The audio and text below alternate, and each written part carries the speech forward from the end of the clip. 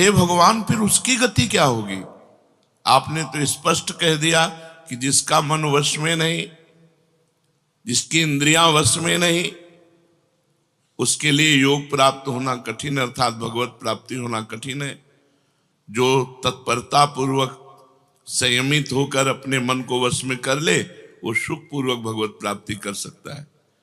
पर उस साधक की क्या गति होगी जिसका मन, बुद्धि, चित्त, अहंकार ये वश में नहीं है, और वो साधना करता है, नाम जप करता है, सत्संग करता है, स्वाध्याय करता है, पर इंद्रिय विजयी नहीं है, मन विजयी नहीं है। अंतिम समय उसकी भगवत स्थिति नहीं रहेगी, क्योंकि वो मन विजयी नहीं है। विषयाशक्ति है, असावधानी है, अंतकाल में मन परमात्मा में नहीं लगा, विचलित हो गया, साधन से हट गया, परमात्मा की प्राप्ति नहीं हुई। तो हे कृष्ण, कृष्ण सबको आकर्षित करने वाले, हे भगवान आप ही जान सकते हो, इस प्रश्न का उत्तर आप ही दे सकते हो कि उसकी क्या गति होगी। तात्पर्य है कि वो नरक तो जाएगा नहीं, क्योंकि नाम जप करता है। थोड़ा भी नाम जप करता है तो नरक नहीं जाएगा, थोड़ी भी भक्ति करता है तो नरक नहीं जाएगा।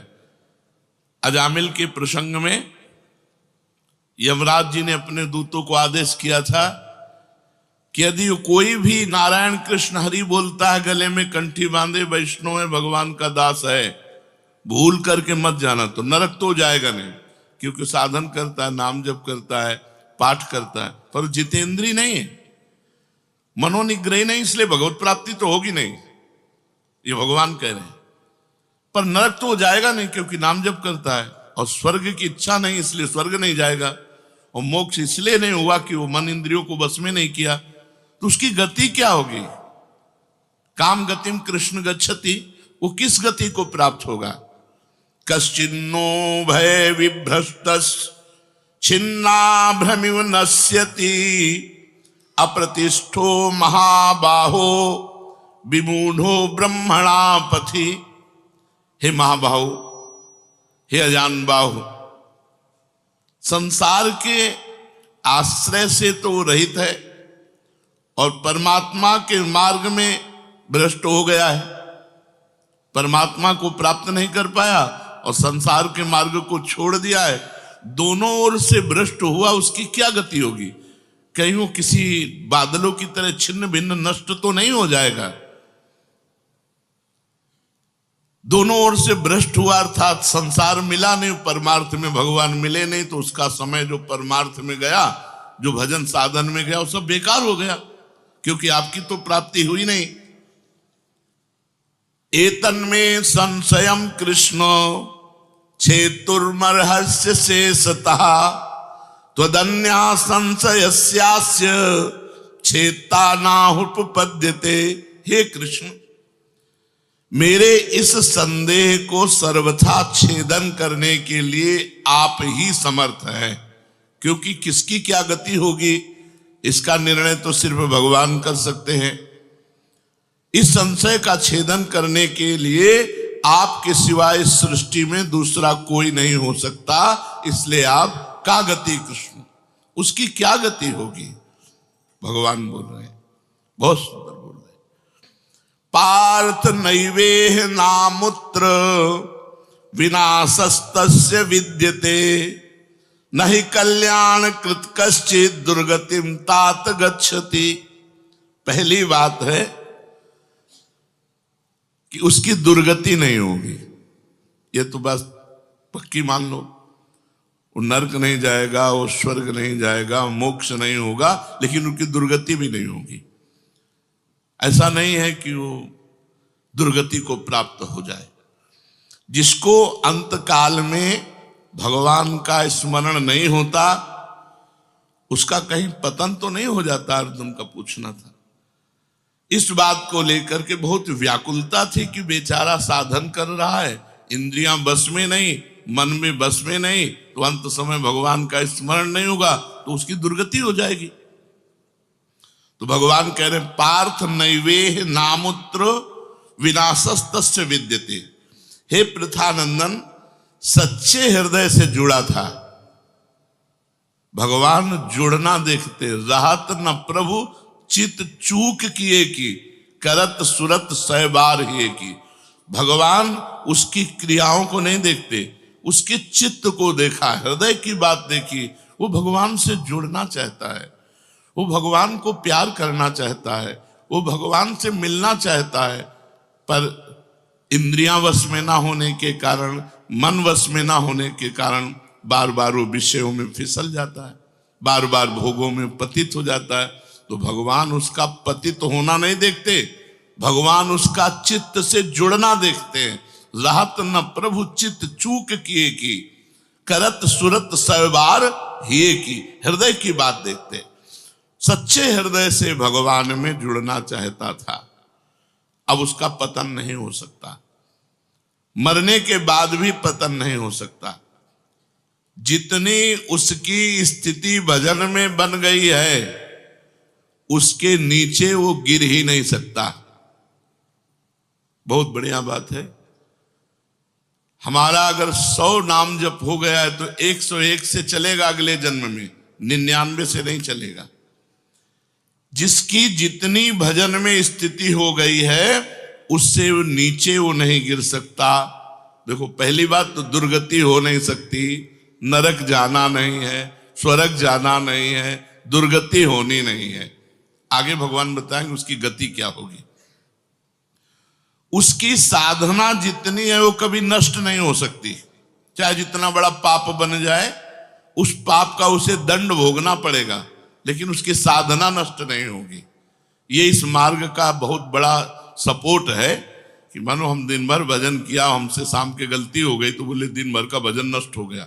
नहीं, आपका भजन दिन भर का वो है, और जो आपकी गलती हुई वो अलग है। गलती का आपको प्रायश्चित या दंड भोगना पड़ेगा, और भजन आपका सुरक्षित है। वो नीचे नहीं गिरेगा, उसकी साधन सामग्री नष्ट नहीं होगी। ये बहुत हृदय को शीतलता पहुंच। हमने जो नाम जप किया वो हमारा सुरक्षित है, नाम जप वो कभी नष्ट नहीं होगा। उसका पारमार्थिक उद्देश्य भी नहीं बदलेगा। उसने उद्देश्य बनाया भगवत प्राप्ति, वो उद्देश्य भी उसका नहीं बदलेगा। हाँ, कितने जन्म लगेंगे ये उसका प्रयास होगा, प्रयत्न होगा। वो जन्मता मरता रह सकता है, ना भजन उसका नष्ट होगा, कम होगा, ना उद्देश्य उसका बदलेगा। वो लगेगा भजन। भक्ति बीज पलटे नहीं, जो जुग जाए अनंत, ऊंच नीच कुल उपजय होए संत को संत। वो कभी ऐसा नहीं हो सकता कि इतना भजनानंदी अब भ्रष्ट हो गया तो वो पतित हो गया, नीच और दुर्गति, अरे सब बेकार, कुछ नहीं। जो गलती हुई उसका दंड मिलेगा, और जहां से वो भजन कर रहा है वहीं से उसकी भजन की स्थिति आगे बढ़ेगी। जैसे उदाहरण में राजर्षि भरत का उदाहरण दिया था कि हिरन पे वृत्ति गई तो हिरन बने, लेकिन गंडकी नदी में खड़े होके हिरन बन करके भी इतना भजन किया कि अगला जन्म जड़ भरत जी के रूप में ब्रह्मबोध संपन्न महापुरुष के रूप में हुआ। तो भगवान कहते हैं, नहीं कल्याण कृत कश्चित दुर्गतिम तात गच्छति। अर्जुन, हे तात, बहुत प्यार भरा संबंध है, उसकी दुर्गति नहीं हो सकती। जो मेरा थोड़ा भी भजन किया है उसकी दुर्गति नहीं हो सकती।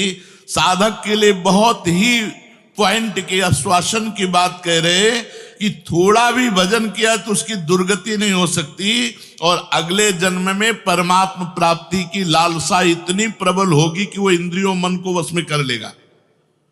इस जन्म में जो चूक हुई वो अगले जन्म में सुधार लेगा। उसकी दुर्गति नहीं होने का तात्पर्य है कि जो मनुष्य कल्याणकारी कार्य में लगा हुआ है, जिसके लिए मनुष्य शरीर मिला है, वो कार्य कर रहा है, भजन कर रहा है, सत्संग कर रहा है, स्वाध्याय कर रहा है, ठाकुर सेवा कर रहा है, वो अपने असली कार्य में लगा हुआ है, पर उसका मन चलायमान है, उसकी इंद्रियां चलायमान, तो उसकी दुर्गति नहीं होगी। कारण कि उसका ध्येय चिन्मय तत्व भगवान में है, इसलिए उसका पतन नहीं हो सकता। मैं उसकी रक्षा करता हूं, तो उसकी दुर्गति कैसे हो सकती है? क्योंकि उसने थोड़ा भी सही मेरा भजन किया है। मेरी दृष्टि सर्वभूत हिते रता है, सब पर मोरी बराबर दाया, सब मम प्रिय सब मम उपजाए, मैं सबको प्यार करता हूं। फिर जो मनुष्य मेरी तरफ चल पड़ा, अपना किसी तरह से कल्याण परम हित मानकर मेरी तरफ चल पड़ा, तो मैं उसे सबसे ज्यादा प्यार करता हूं। फिर मैं जिसे प्यार करता हूं उसकी दुर्गति कैसे हो सकती है? प्यार तो सबको करता हूं, लेकिन जो अपना मान करके मेरी तरफ चल पड़ा, मेरा भजन करने लगा, उसकी दुर्गति कैसे हो सकती है? मेरा वो समझे न समझे, उससे वास्तविक संबंध तो है ही। ममई वांसो जीव लोके जीव भूता सनातना। वो भले भगवान से संबंध ठीक नहीं लगा पा रहा, लेकिन भगवान तो जान रहे मेरा संबंधी है, मेरा अंश है। संसार के साथ उसका वास्तविक संबंध नहीं है। उसने मेरे साथ इस वास्तविक संबंध को, असली लक्ष्य को उसने स्वीकार किया कि अब इस जन्म में भगवान को प्राप्त करना चाहता हूं, तो चाहे जितना बड़ा गलती पड़ गई हो, अपराध पड़ गया हो, उससे दुर्गति उसकी नहीं हो सकती। भगवान कह रहे उसका किया हुआ साधन नष्ट नहीं हो सकता। हां, वो देखने में मोहित सा लगेगा कि भ्रष्ट हो गया, अब तो कोई भजन साधन नहीं, अब तो भ्रष्ट सा हो गया है, साधन छूटा दिखाई देगा। परंतु ऐसी परिस्थिति में भी मैं उसका साथ नहीं छोड़ता। उसने मेरा भजन छोड़ दिया, मेरा साधन छोड़ दिया, लेकिन मैं उसका, जैसे एक सत्संग में दृष्टांत में देते थे कि जगन्नाथ जी की सेवा में श्रीअंग पार्षद रहते थे, तो उनमें से एक पार्षद वैश्या संसर्ग करने लगे कुसंग के कारण। तो जब सब पार्षदों को पता चला तो उन्होंने बुलाया और कहा, देखो तुम परम पावन श्री जगन्नाथ जी के अंग सेवी हो, या जगन्नाथ जी की सेवा छोड़ो वैश्या का संग करो, या वैश्या संग छोड़ो जगन्नाथ जी का अंग संग करो। तो भगवान की माया से मोहित हुए, साधन से गिरे हुए होने के कारण उन्होंने जगन्नाथ जी का अंग संग छोड़ दिया और वैश्या का अंग संग स्वीकार किया। आश्चर्य की बात कि जब उनका शरीर पूरा हुआ, वैश्यागामी जो अंग संग सेवी थे, तो जब शरीर पूरा हुआ तो जगन्नाथ जी ने स्वप्न में अपने पार्षदों को आदेश किया कि उसकी अंत्येष्टि क्रिया हमारे पार्षदों जैसी की जाए। तो उनका प्रभु स्वप्न में ही कहा कि प्रभु उन्होंने तो आपको छोड़कर वैश्या को स्वीकार कर लिया था।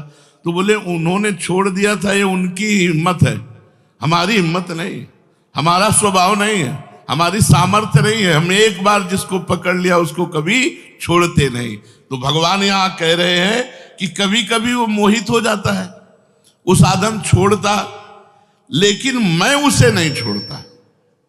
ये खास बात समझो, मैं उसे नहीं छोड़ता, उसका